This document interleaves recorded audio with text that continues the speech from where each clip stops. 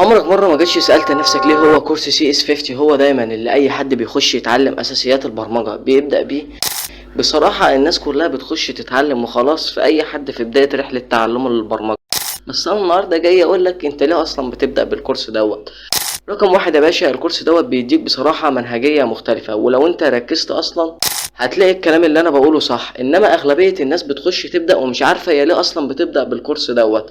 عمرك مرة انت اصلا ما جيت سألت نفسك ما انا ممكن اخش اختصر على نفس الطريق واخش اشوف لي كورس ساعتين؟ لا، تعال اقولك انت ليه بتبدأ بالكورس دوت. الكورس دوت بياخدك من اول السكراتش. السكراتش دوت هي عبارة عن لغة برمجية تشبه لعبة الاطفال، بيعلمك عن طريقها المتغيرات والتكرار. بعد كده بيخش يعمل نفس الحاجة اللي عملها في السكراتش ويحطها لك في الحاجة اللي هي اكتر تعقيدا شوية، وهي لغة السي اللي هي اول لغة برمجية. بيعرفك هياكل البيانات، بيديك نبذة عن الذكاء الاصطناعي، بيديك نبذة عن السايبر سيكيورتي، بيديك نبذة عن لغة البايثون ولغة الاس كيو ال. يعني يعتبر بياخد من كل حاجة حتة.